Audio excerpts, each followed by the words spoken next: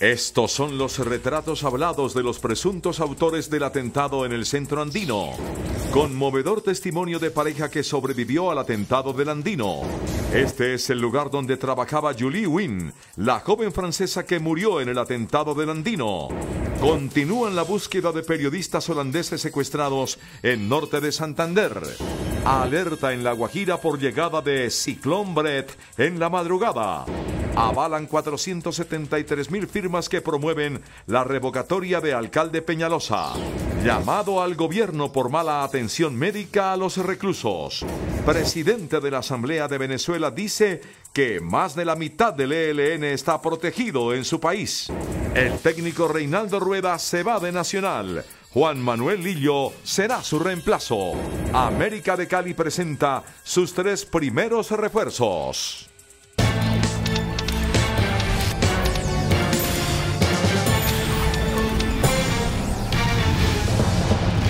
Buenas noches. Las autoridades revelaron en las últimas horas los retratos hablados de 2 de los presuntos autores del atentado terrorista en el centro comercial andino. La elaboración de los retratos se realizó cotejando el testimonio de 6 testigos que estuvieron presentes en el lugar donde ocurrieron los hechos. CMI conoció que la Fiscalía adelantó varios allanamientos dentro de la investigación para esclarecer el hecho. Además, se trabaja con información recaudada con 250 cámaras cercanas al lugar. Los investigadores de la Unidad Antiterrorismo de la Fiscalía y de la SIJIN de la Policía obtuvieron el testimonio de 6 personas que señalaron a 2 hombres de salir de los baños del segundo y tercer piso del centro comercial andino minutos antes de que se produjera la explosión. Según los testigos, los hombres embistieron a varias personas luego de salir de 2 baños del centro comercial, por lo que varios de los testigos se percataron de la presencia de los hombres. Los retratos hablados elaborados por las autoridades dan cuenta de 2 hombres de tez trigueña. El primer hombre mediría cerca de 1,85 centímetros, tendría pelo corto oscuro y nariz recta. El segundo hombre mediría cerca de 1,75 centímetros, tendría pelo corto, ojos oscuros y una edad de más de 40 años, según manifestaron los testigos del hecho indagados por las autoridades. Entre las hipótesis de la Fiscalía y la Policía figuran que el atentado habría sido perpetrado por un grupo denominado como Movimiento Revolucionario del Pueblo, dado que esta acción sería similar a las realizadas anteriormente por este grupo en las sedes de Café Salud en Bogotá. No obstante, en un comunicado divulgado en redes sociales, el movimiento MRP aseguró que no participaron en el hecho y repudiaron la acción. Sin embargo, las autoridades no descartan la participación de este grupo en el atentado. En cuanto al explosivo, los peritos estudian si se empleó amonal en una cantidad cercana a los 500 gramos que fueron depositados en una caja metálica en el baño del centro comercial. Las autoridades también indagan de qué forma fue detonado el explosivo, dado que indagan si hubo un error en el temporizador. Una pareja de tercera edad que sobrevivió milagrosamente al atentado en el centro comercial andino entregó un conmovedor testimonio sobre esta tragedia. Aseguraron que están vivos de milagro y pidieron al gobierno que no olvide a los familiares de las víctimas de este hecho. Aura y Roberto son el milagro en medio de la tragedia que vivió Bogotá la tarde del sábado. Soy un milagro de Dios. Aura, de 61 años, hacía fila para entrar al baño de mujeres en el segundo piso del centro comercial cuando detonó el artefacto explosivo. El estruendo fue una de las cosas más impresionantes que puede quedar en mi alma y mi corazón. Y sentí que algo caliente pasaba por mis pies. A mí me mandó contra la pared la explosión. Y luego me levanté y me iba a echar al baño a auxiliarla, pero no pude. Recuerda que en medio de la confusión se aferró al deseo de volver a ver a su familia, lo que le dio fuerzas para salir del baño en medio de los escombros. Pienso en mis hijos y en mi nieto y mi esposo que estaba allá afuera y giro y lo primero que encuentro es que hay una persona en mis pies y yo paso por encima de ella. Ella aún no se explica cómo lo que empezó como la celebración del Día del Padre terminó en una tragedia. Nunca había ido, nunca había tenido la oportunidad de ir a un almacén de esos tan cachezudos. El hijo de esta pareja dice que es un milagro y hoy agradece tener sus padres con vida. Reviviendo todo el acontecimiento y los hechos alrededor de la escena, las demás personas perecieron, hay otras afortunadamente con vida. Sentimos y entendemos que de repente alguien o una mujer absorbió el impacto explosivo para que mi mamá estuviese con vida. 3 días después de la detonación, en el centro comercial continúan llegando ofrendas florales en homenaje a las víctimas mortales y a los 9 heridos. Hoy solo permanece una mujer en cuidados intensivos en la clínica Country. Y CMI recorrió hoy los lugares donde laboraba la joven francesa Julie Huyn, que perdió la vida en el atentado del centro andino. Entre sus compañeros de labores hay indignación por lo ocurrido. Han pasado 3 días desde el atentado en el centro comercial andino en el norte de la ciudad, donde fallecieron 3 mujeres, Ana María Gutiérrez y Paola Jaime Ovalle, de nacionalidad colombiana, y Julie Huyn, la ciudadana francesa de 23 años que llevaba 6 meses en Colombia haciendo trabajo social. CMI recorrió los lugares en los que trabajaba Julie, el primero en la localidad de San Cristóbal, en el sur de la capital, en donde se encuentra la Fundación Comparte, al lado de la iglesia de la comunidad, y la cual hace parte de la ONG Proyectar Sin Fronteras, que trabaja con familias vulnerables del país gracias a apoyo internacional. El representante de las víctimas de San Cristóbal, que trabajó en varios programas con Julie, contó las labores que desarrollaban para la comunidad y lo querida que era por las personas. Pues una persona muy especial. Todos los que trabajan con niños tienen un carisma de entrega. El trabajo de ella era mirar a los niños qué conocimiento necesitaban en ese momento, y ella los guiaba a que hicieran las tareas, y todavía muy entregada a este trabajo social. Hay decenas de niños y padres de familia víctimas del conflicto armado pedían justicia por la muerte de Julie. Lo siento muchísimo, de verdad, porque pues yo compartí con ella, hablé con ella me llamaba, cualquier cosa, doña Liliana, venga que hoy hay una reunión, que doña Liliana mire que si nos puede colaborar con esto, pero ¿para qué? Fue muy lindo compartir con ella, yo lo siento mucho de corazón. Las pesquisas de las investigaciones avanzan con rapidez. Hoy se revelaron retratos hablados de los presuntos responsables, pero no coinciden con testimonios de los testigos, por lo que no han sido entregados oficialmente. Además, continúan revisando 250 videos de cámaras de seguridad del sector. La primera hipótesis más fuerte es que los responsables harían parte de una organización criminal que ha realizado ya varios atentados en la capital, porque coincide con otros, por lo que se descartó que hacen parte de la delincuencia común. Y hace pocos minutos terminó una reunión entre las autoridades de Bogotá y los representantes del comercio organizado de la capital del país. En esa reunión adoptaron nuevas medidas para reforzar la seguridad. En una reunión privada, representantes de los centros comerciales, gremios y autoridades se reunieron para tomar medidas definitivas frente a hechos como el atentado de hace 3 días en el centro comercial andino, donde se concluyeron varios puntos. Estamos hablando de la integración con las cámaras de seguridad de los diferentes establecimientos comerciales, puntualmente de las grandes superficies y de los centros comerciales, que van a estar integradas con la seguridad del distrito y con la policía metropolitana. Esto con el ánimo de poder tener pues un cubrimiento mucho mayor por parte de las autoridades. Estamos hablando a cargo de la policía con los establecimientos comerciales que lo deseen, con los centros comerciales que lo deseen y con las grandes superficies que lo desean, de una capacitación a todas las personas de seguridad de estos establecimientos e inclusive en el caso puntual de los centros comerciales, los empleados de los almacenes. También se espera reforzar la seguridad dentro de los centros comerciales. En este momento tenemos incremento no solamente del número de guardias que hay en los diferentes centros comerciales y en las grandes superficies, sino también vemos la presencia de la policía en los diferentes centros comerciales, grandes superficies, y esto pues seguramente va a poder más adelante generar algún tipo de incomodidad, porque pues las requisas y las demoras para entrar muchas veces a los parqueaderos generan incomodidad, pero obviamente esto es por el bien de todos los ciudadanos.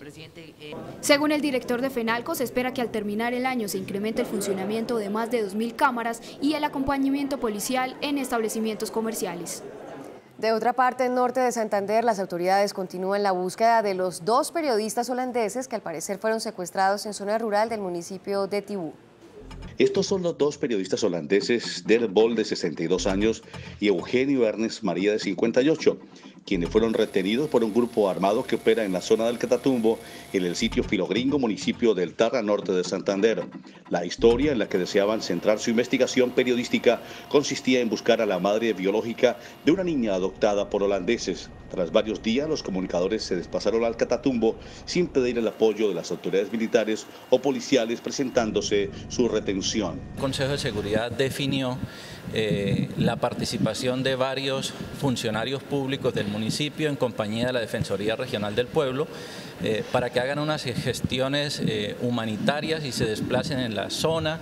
El ejército ha facilitado o va a garantizar que exista un cordón humanitario que busque el acercamiento con los captores y de esta manera lograr pues un resultado positivo y en lo posible que exista una liberación lo antes posible. En la zona ya se encuentran un grupo de autoridades civiles buscando la mediación para su pronta liberación. En el momento no nos hemos entrevistado, ellos están haciendo unas consultas internas con las autoridades militares y de policía, de tal manera que toda la institucionalidad pues está enfocada en lograr que esta liberación sea lo antes posible.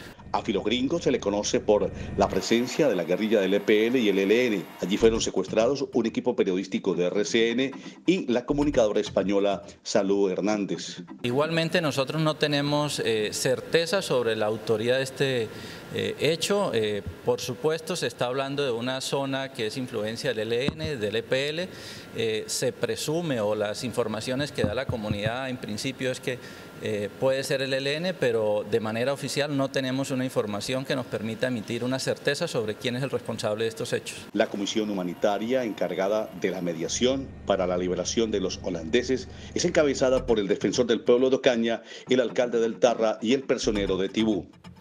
Las autoridades señalaron al Clan del Golfo como autores del asesinato de un agente de policía que se registró en las últimas horas en el departamento de Antioquia. Cumpliendo con su deber, el patrullero Luis Javier Ruiz Palomino, integrante de la SIJIN de la policía, fue asesinado por un integrante del Clan El Golfo en el municipio de San Roque, nordeste antioqueño. En el momento de hacer la operación fue sorprendido prácticamente en su inmueble y él, al intentar prácticamente capturar el patrullero Luis Javier Ruiz, le disparó alias Diego y lamentablemente falleció nuestro patrullero. Estamos tras la pista y la captura de alias Diego. Con el patrullero Ruiz Palomino son 7 los policías asesinados por el Clan El Golfo en Antioquia. Lamentablemente falleció nuestro patrullero. Estamos tras la pista y la captura de alias Diego. Ofrecemos recompensa hasta de 20 millones de pesos quien nos da información por la ubicación, porque lo tenemos identificado y lo tenemos individualizado. En las últimas horas la policía en Antioquia ha capturado a 8 integrantes del Clan El Golfo, entre ellos a alias Villa, supuesto autor del asesinato del subintendente Wilmar Muñoz Rodas el 16 de mayo en Segovia. A sanción presidencial pasó un proyecto de ley que reduce los aportes a salud para los pensionados. Carlos Ruiz está en el Congreso. Carlos, muy buenas noches. Detalles de esta información. ¿Qué tal? Muy buenas noches. Efectivamente, el Congreso acaba de aprobar una ley que significa una rebaja del 12 al 4% en los aportes de salud de los pensionados. Será para ellos un gran alivio económico, pero para el gobierno, según dice el ministro de Hacienda, será de alto costo fiscal. Por eso algunos temen que el presidente Santos vaya a objetar esta ley. El presidente Santos tiene que ser más serio y no puede plantear ahora que va a objetar un derecho que se ganaron los pensionados. Esto el presidente se los prometió en campaña en 2014 a los pensionados, que iba a aprobar la reducción en el aporte en salud del 12 al 4%. Ahora no puede salir con que el espacio fiscal no da, no, aquí tiene que ser más respetuoso, más serio, porque aquí hay un grupo de colombianos, 1.200.000 familias que se benefician de un proyecto que aprobó el Congreso de manera unánime. Se hizo justicia de algo que nosotros estábamos esperando hace largo tiempo. Luchamos y sufrimos por esto, porque es bueno que conozca el pueblo que de las mesadas pensionales viven nuestros hijos y nietos, porque no hay empleo en este país. El propio presidente del Congreso, Mauricio Liscano, le ha pedido al presidente que no objete esta ley y ha dicho que el ministro de Hacienda respalda al Congreso cuando le apruebe impuestos y no cuando tramita esta clase de apoyos sociales. Con Carlos Ruiz, desde el Congreso de la República, CMI, La Noticia. Carlos, gracias. Y la Corte Constitucional llamó la atención del gobierno frente a los graves problemas de acceso a la salud para personas privadas de la libertad. Afirmó que varios centros carcelarios no cuentan con personal médico suficiente para atender a los reclusos. Al fallar una tutela, la Corte Constitucional lamentó que aún persistan los problemas de acceso a servicios médicos por parte de las personas que se encuentran privadas de la libertad. Afirmó la Corte Constitucional que si bien el gobierno decretó el estado de emergencia carcelaria, esto no ha sido suficiente para solucionar la crisis en materia de salud que existe en los centros penitenciarios. Afirmó que ese derecho se ha visto gravemente afectado a raíz de la problemática generalizada presente en las cárceles del país. Este pronunciamiento se hizo al fallar una tutela a favor de un recluso que presentaba graves problemas dentales y que no tenía ni siquiera acceso a los medicamentos para poder calmar el dolor. Indicó la Corte que el hecho de contar con un servicio de salud ineficiente en las cárceles es una violación palpable de los derechos fundamentales de las personas privadas de la libertad. No obstante, fuentes del Ministerio de Justicia revelaron a CMI que ya se abrió la convocatoria para que se presenten las propuestas para el nuevo modelo de atención en salud a la población carcelaria. Y en las próximas horas la península de La Guajira en el norte del país podría verse afectada por el paso del ciclón tropical Brent. Según el IDEAM, ha perdido fuerza en las últimas horas, aún así es probable que este fenómeno natural provoque un aumento en la nubosidad y en las lluvias en el extremo norte del país. De acuerdo con el director del IDEAM, se espera un incremento de lluvias en las próximas 24 horas en la región Caribe por el paso de la tormenta tropical Brent. Bueno, es un fenómeno meteorológico que viene desplazándose por todo el Atlántico a una velocidad de 20 nudos. Se estima que llegue sobre las áreas continental, en el área marítima colombiana, sobre las 2 de la mañana el día miércoles, en la madrugada del día miércoles. El comportamiento va a estar asociado a vientos muy fuertes, un oleaje bastante alto que puede comprometer todo lo que tiene que ver con embarcaciones de medio calado y por supuesto las precipitaciones que podamos tener en departamentos como el Cesar, el norte del departamento del Cesar, Guajira, Magdalena y el Atlántico. Franco aseguró que aunque este ciclón ha perdido la intensidad, no se puede subestimar y hay que estar atentos ante cualquier eventualidad. Por sobre todo estar atentos al tránsito de esta tormenta tropical, que podemos tener algún impacto y podemos reducirlo si nos preparamos eficientemente. También se podrían incrementar las lluvias al norte de la región andina e inclusive de manera indirecta en algunas áreas del piedemonte de la Orinoquía. En las próximas horas arribará a la ciudad de París el presidente Juan Manuel Santos, quien se reunirá con su homólogo de Francia, Emmanuel Macron. El terrorismo, el cambio climático y la cooperación económica son los temas de la agenda.